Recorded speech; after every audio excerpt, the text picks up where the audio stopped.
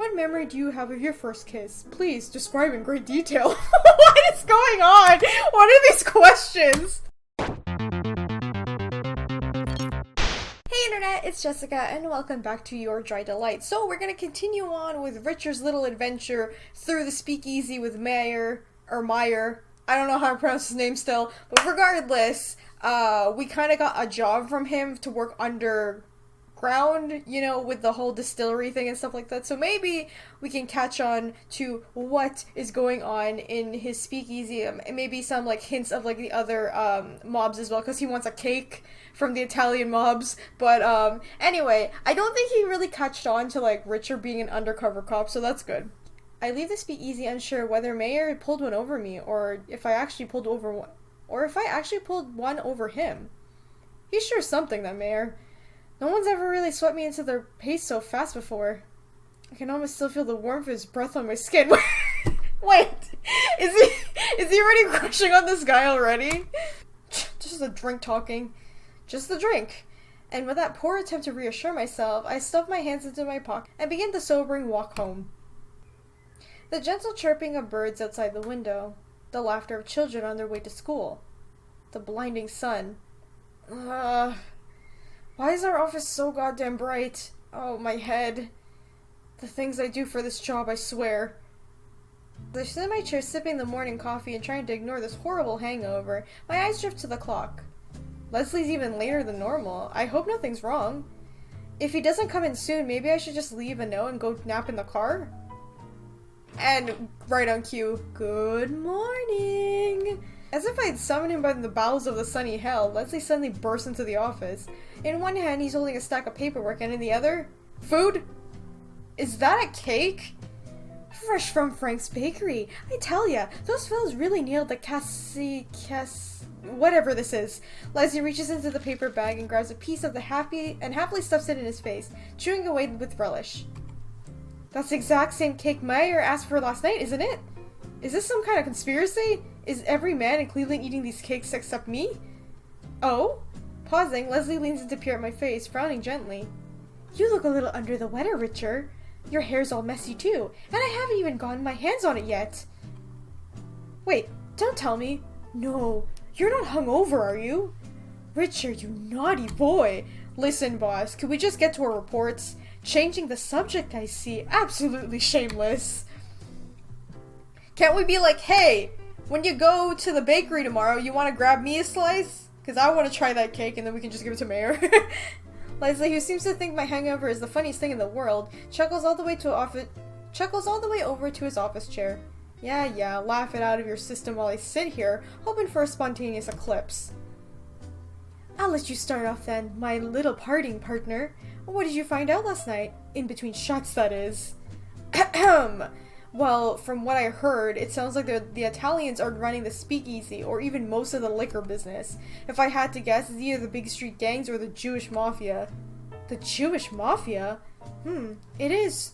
It's true. They've been growing in size around here lately, or so I've heard.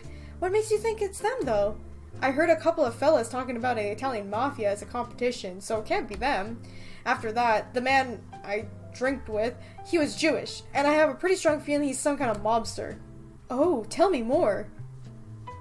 Perking up in curiosity, Leslie props his chin on his hand and leans forward to gaze at me from across his desk. He's got a bit of a whipped cream on his corner of his mouth, but I pretend not to notice. Guy said his name was Meyer, from the starters. He was well dressed, a little too confident, and... Should I tell Leslie about the flirting? I mean, he doesn't really need to know, and I'd like to sort of enjoy the memory without being scolded, but... And? He flirted with me, and he seemed to Okay, since I think I'm gonna go with Meyer first, just like, I don't know exactly what path I have to take to get his route, but like, I'm gonna go with him first, so I'm not gonna mention the flirting right now. I'm just gonna say he seemed important. I think he's important. Maybe a spy, maybe an assassin, not sure. Important? Why do you think he's talking to you? Beats me. Maybe he just wanted a drinking partner. Leslie drums his fingers on the desk, frowning thoughtfully. He didn't see through your cover? Sure didn't act like it. If he did, I'm still alive, right? Fair point. Maybe your lying skills really have improved. His chair squeaks as he leans back, prompting his feet up on the desk. And I just cleaned off the mud off of it yesterday, too. So he's important. Maybe he's part of the mafia, but he didn't bump you off? What do you plan to do about him? I was getting to that. Oh, I'm listening? He gestures for me to continue. Meyer offered me a deal for information. A deal? Are you serious? I nod, barely resisting the urge to rub my forehead. Details on the mob in exchange for... This is so ridiculous, I could barely say it out loud. In exchange for a cake. Oh, come off it, Richter. Tell me what he actually wanted. I know you're trying to get revenge for me teasing you, but I'm being serious, boss. You wanted cake. Pointing at the paper bag that he holds lazily half-eaten breakfast, I put on the straightest face I can manage. It's from that neighborhood around Little Italy, right? Obviously the place is owned by the Italian gang, so we can't get too close. But as for why he wants one, I've got no clue, boss. Maybe a kid at home who likes them? Sweet tooth? Forbidden fruit? It reeks of a setup. Ritcher, isn't it that obvious? Leslie wrinkles his nose. About the reaction I'd expect, and really not an unfair one. I thought about that, believe me. But if it was a setup, why would he invite me back? Wouldn't it have been easier to get rid of me right there? And he could have made his offer sound more serious, too. Anyone with half a brain would be suspicious. That's true, I suppose. I still don't like it, though not one bit. He lets out a heavy sigh, sticking his hand into the bag with his cake and tearing off a piece and idly munching on it. Well, while you were having that time of your life last night, I was chatting with Mr. FBI. Apparently one of the city's politicians is a hostage in a big party at a hotel tonight. Thanks to our contract, I've got us passes inside. Because you know what's going to be at that party, my dear Richter? A lot of liquor? A hell of a lot of liquor. Probably provided the main source in Cleveland. Leslie and I exchange knowing looks. I can already see what he's getting at. So you want me to scope it out for information? It's a good bet, and a safe one. Once folks get drunk, there's no telling what kind of juicy information we'll get out of them. If we're lucky, some of it might even be related to our case. I wouldn't count on it. We snicker in our line of work, both of us having seen our fair share of these ritzy orgies? What? Glamorous. Okay. I think you should come to the party with me tonight. With your smarts and my good looks, we're bound to find something out. And if you want my honest opinion... Leslie goes so thoughtfully silent for a moment. Then, a more serious look darkens on his brow. I think the rendezvous at the Speak is too risky. That's true, because if you actually go to the bar, like, it's much more of a risk because then it's more easier for people to find out, like, you're an undercover cop. Even though we technically went to the speakeasy already, you know what I mean? Even if Meyer doesn't mean you any harm, any mob type around there might not feel the same way. But I also don't think you're green enough to walk into the death trap. Gee, thanks, boss. When I roll my eyes, Leslie offers me a soft, affectionate smile, the kind he only puts on once in a blue moon. I'm heading to the party either way, but I trust your judgment, Richter. You can decide for yourself where you want to go tonight. What'll it be? As much as I hate to disappoint Leslie, my instincts are telling me the speakeasy's worth a gamble. It's a risk, no doubt about it, but one I feel I have to take. Shifting out of my chair, I approach Leslie's desk and lean over it, giving him a firm look to show my conviction. Sorry, boss. I'm gonna try my luck with Meyer. There's a lead there. I just know it. Okay, I think I'm locked officially into Meyer's route right now, so that's the reason why I'm going over there. Like I expected, Leslie doesn't look too thrilled about my choice. But true to his word, he soon lets out a good-natured sigh. Heartlessly leaving your partner in the dust. So this is what it's come to, eh? Fine. I'll just enjoy the free party food by myself. Not even gonna bring me back a sandwich? Ask your new friend for one. Leslie huffs and I snicker at his playful sulkiness, although I have to wonder if a little bit of it isn't genuine. Alright. But if you go, promise you'll station a few officers near the speakeasy, just in case something goes wrong. You never know what trouble might pop up. Yeah, that's fair. I'll make the calls in the morning. Good boy. Then I won't worry... Well, I'll worry less about you. He reaches out to ruffle my hair. Luckily, it was already messy, so he can't inflict more damage. Now, let's cannonball into the stack of paperwork. Been looking forward to it all morning. You know his point about, like, saying, like, oh, there's people in the speakeasies who won't take kindly to you? Remember those guys that were, like, in the back, staring at Ritcher? I'm pretty sure those guys know there's something wrong with Ritcher. Like, he's not... like, a normal guy. We spent the rest of the day going through reports, most of them related to Italian gang activity on the east side. It doesn't exactly put me at ease for when I leave the office, heading towards Little Italy to pick up Meyer's cake. I keep picturing his face, and my mind wanders how much he might react when I hand this to him. Will it really make him happy? Aside from those distracting thoughts, though, my bakery trip is an uneventful one. Prize cargo in hand, I end up at the speakeasy just as the night settles in. Welcome, sir. Please enjoy your night. The doorman gives me a customary greeting, and I casually nod while stepping past. Here I am, a detective on a risky job, shuffling into a speakeasy with a cake in a paper bag, like some kind of kid holding onto a school lunch. Not my finest moment. The place is packed full, just like last night, which means I can't really pick Meyer out easily. I guess if I hang around the bar long enough, maybe he'll show up. Oh, it's Mr. Jack. A coarse voice, different from Meyer's, growls behind me. Oh, it's a different dude. I thought it was Meyer. Never mind. I turned to see one of the rough-looking men I noticed last night staring at me suspiciously. I'm gonna pat you down. Make sure you aren't healed. Understand? I'm assumed carrying a weapon. Yeah. What? No one did this to me last night. What's the big deal? Would you shut up? I'm not here to answer questions. Before I have a chance to protest further, he grabs me and starts patting my pockets, roughly feeling around. Sorry, buddy. I'm gonna be taking this for tonight. The man pulls out a piece I've been carrying as insurance, just in case things went south. Well, now I feel even more like a defenseless kid. Great. Just don't pull any dumb moves and you'll be fine. We like to keep things real cordial around here, got it? Yeah, I got it. Good, then we'll be heading into the back room. Whatever you... Wait, the back room? Wait, where are you taking me? Wait! Uh-oh. The man suddenly grabs my wrist, pulling me along the speak's perimeter. My heart starts to pound in my chest. What am I getting dragged into? I told the officers not to get too close to the place unless I was gone for a while, but who knows what'll happen in the meantime. My semi-captor takes me to the back of the parlor down the long, dark corridor. The music and laughter fades slowly in the distance, replaced by the only sound of our footsteps.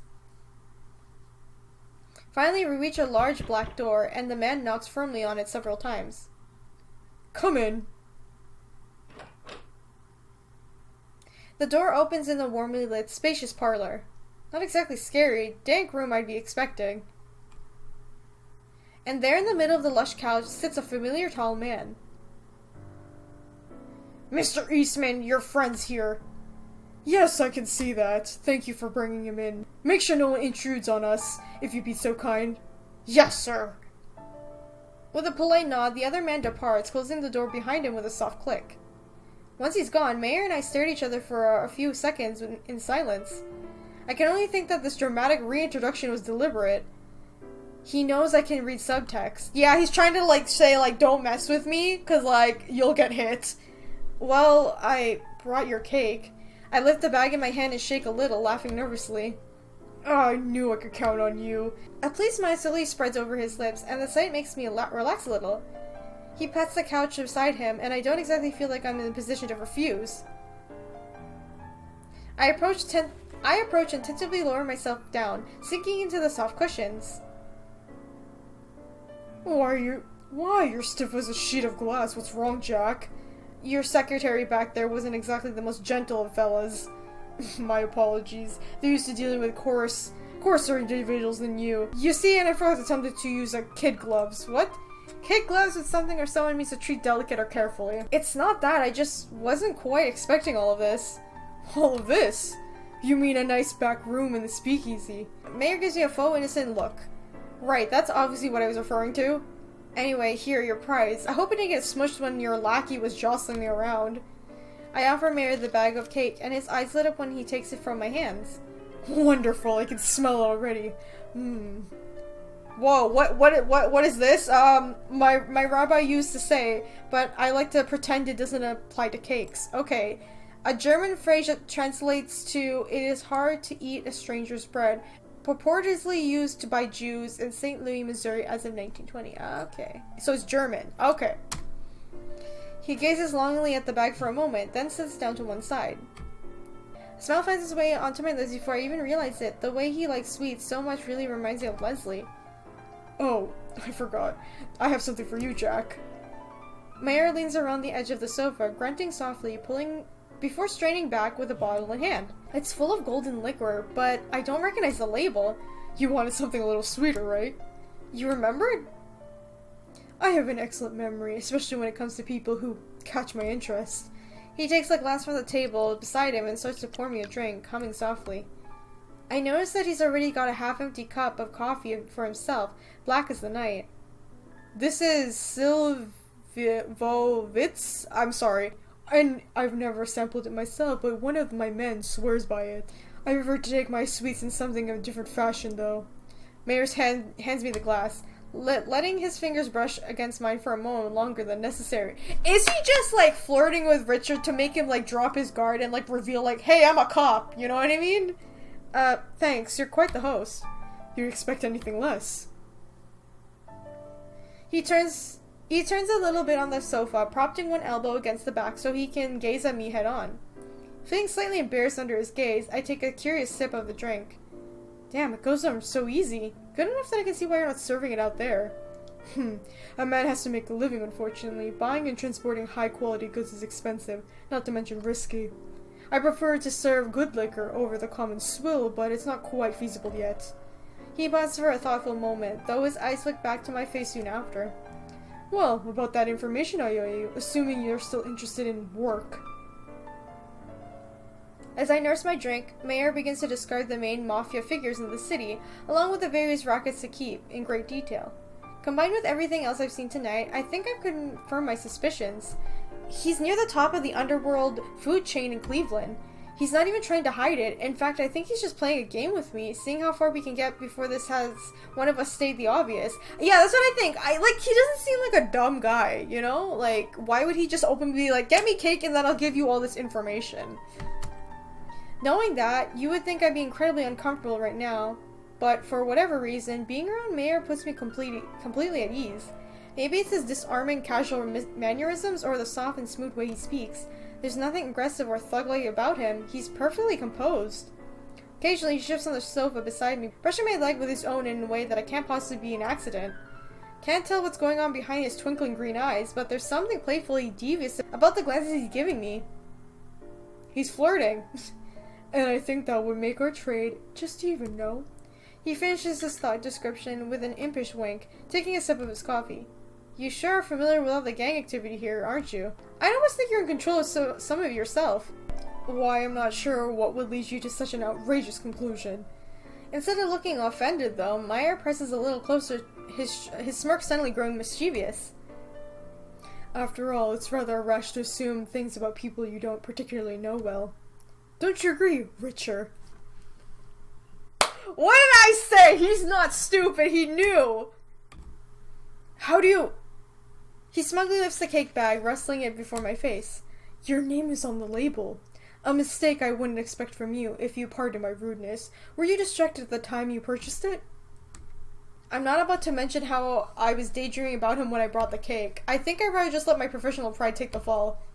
Of course, I know you're a detective too, and I can guess why you're here. But please, take it as a blow to your acting skills. I'm just so well acquainted with a number of professional liars, you see. If you already know so much about me, why are you pouring me all drinks rather than having me shot and dumped in the alleyway? Meyer clicks his tongue, lightly wagging a finger at me. Violence is not how I prefer to do business, Richter. It's only ever a temporary solution. Violence begets violence, which is why you have wary Italian crime families rather than one, consolidated, powerful body. No, in more circumstances I would much rather make friends than enemies. Friends like you, which is why you're not being dumped in the alleyway. Although I would never harm Shia Puna like you, no matter what my moral code was. Shayana Punam, I think. Yiddish phrase literally meaning pretty face. Oh, okay. He calls Ritcher pretty! See, he's flirting with him. He shifts on the sofa again, this time letting his legs stay resting against my own. I swallow relieved at Meyer's expression, but actually aware of his face being a mere few inches to my right. You certainly aren't like the other guy I've met, law-abiding or otherwise. Why don't you tell me more about what it's like, being in this risky business? I clumsily attempt to slide the conversation in another direction, daring to glance over at Meyer. No, please. I know a one-sided agreement when I see one. With the gloating air of someone who just got caught in their opponent cheating, Meyer shakes his head. I'll answer a few questions of yours, but only in one condition. I'll answer a few questions of yours, but only on the condition I can ask questions of my own. I swear on my honor to answer the truth, and you'll do the same. But we can each avoid one question in exchange for a favor. Does that strike you as fair? His tone casually rises up to the end, not so subtly daring me to accept. I think I'd be an idiot to accept a businessman like yourself to play fair, but alright, I'll bite. That's what I like to hear. Meyer gives me a rakish, teasing grin, all too pleased with my reply. As a gesture of goodwill, I'll even let you start. Really? How do you make any money with that kind of generosity? Oh, you'd be surprised. As Meyer chuckles to himself, I pause and ponder just on what to ask. What do I want to know about? Ask about his gang, ask about his history. I think it starts with the history first rather than his gang, you know what I mean? So let's go with this. Tell me about your background, your history. What was it like for you growing up? My question seems to catch Meyer off guard, but his surprise quickly shifts into a gentle, pleased expression, and he nods in acknowledgement. I was raised in a cozy little Jewish community in Missouri, where I lived until a few years ago. I'm sure you'll find this hard to believe, but I always kept to myself as a boy. I rarely spoke to anyone. I suppose you could say I was afraid of rejection.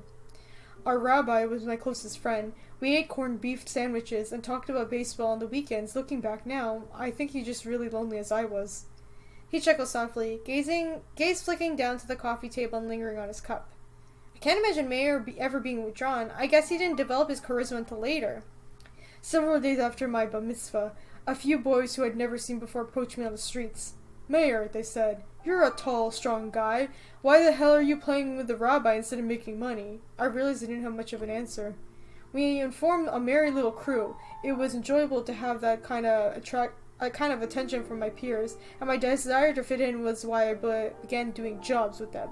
Okay, that makes a lot of sense. That's usually how it goes. Like, kids are just like, they do dumb things just to please, like, their peers and stuff like that so they can be accepted. Especially kids who are, like lonely, you know? They want friends so desperately, so they're just like, I'll just do whatever they want, even though I don't agree with it. They'll like me then.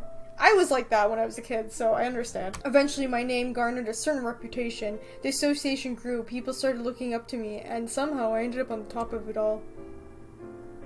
Meyer's eyes returned to me. I can't really read the true emotion behind them, nostalgia, regret, or satisfaction. The rabbi, you know whatever happened to him? We don't speak anymore. He gives me one of those brief, thin-lipped smiles, the kind you only show to be polite. Again, it's hard to see through what he means, but I can detect a little longing in his voice. Maybe he died? He got killed? I don't know.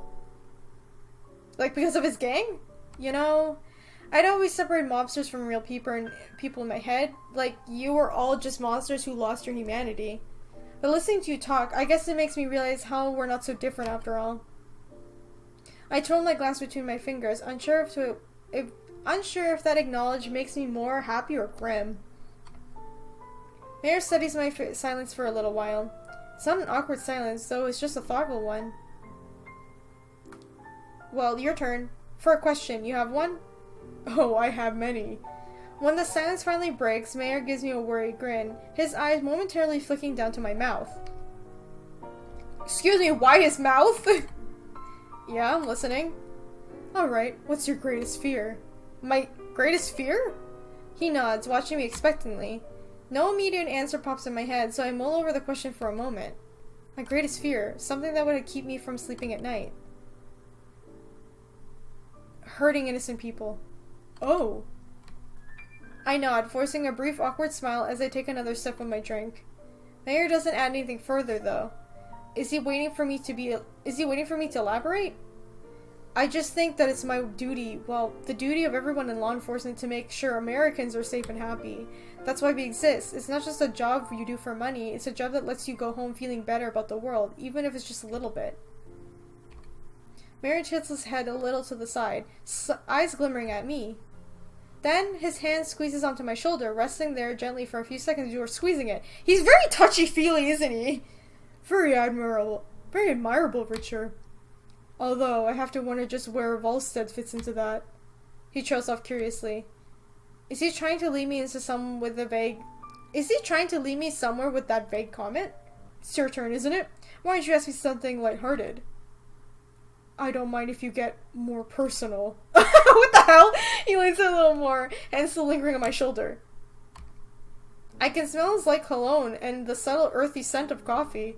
I've been trying to desperately keep my nerves under control, but it's getting harder and harder the more Meyer teases into my personal space.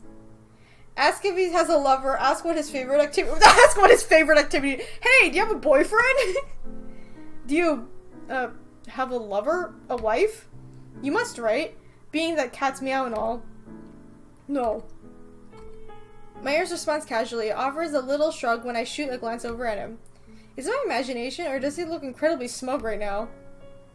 Why are you wearing that expression? Are you so very surprised? Or maybe you're relieved? Ritcher's just like, yes, he's single! No, just surprised is all. I really didn't think that you'd be a bachelor. And why is that? Because I'm the cat's meow? Can we just get on with the next question? Pausing, Meyer makes a show of tapping a finger against his bottom lip, turning his eyes towards the ceiling. It's such an obvious display that I know for a fact he's already got a question picked out, and he's just toying with me. I drain the last of my glass in an attempt to act casual, turning my head away slightly. I got one. What memory do you have of your first kiss? Please, describe in great detail. What is going on? What are these questions? I nearly choke on my drink. So, this is what he was planning all along?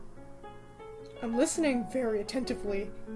Hold on, Damn it, I know this is what he wants me to say, but it'll be a cold day in hell before I tell this guy I never properly kissed anyone before. Oh, Richard! Oh, Richard's a sweetheart, he hasn't kissed anyone. Can I just trade the favor? Oh?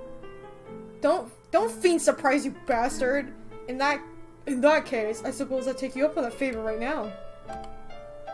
I reflectively squeeze my eyes shut, sucking in breath, and can feel my chest going to explode. What's happening? Richter? What are you doing? What happened? I reopened my eyes to see Meyer staring at me quizzically. I thought No, of course he wouldn't. He's too much of a gentleman. Just a little dizzy from the drink. So, what did you want from me? For the favor? Oh, he thought he was gonna kiss him! Well, you probably think of me a fool for saying this, but... Reaching into the bag at his right, Meyer lifts it up and sighs happily, slipping his hand inside the unwrapped cake. I'd like you to share this with me. Share? The cake? He nods, pulling back the paper wrapping to reveal the delicious-looking, spongy white dessert. I'd feel guilty enjoying it by myself, especially considering you brought it for me. So I prefer we savor it together. Does that sound agreeable? I haven't had such a thing since lunch, so you're asking the right guy. Should we just cut it in half or what? No. You're going to feed it to me. What the fuck? What is he doing? I blink at Meyer, unsure if I heard him correctly. He gazes back at me calmly. I definitely didn't mishear that, right? If you want, then should I go get a fork or... That won't be necessary. Come, take a bite.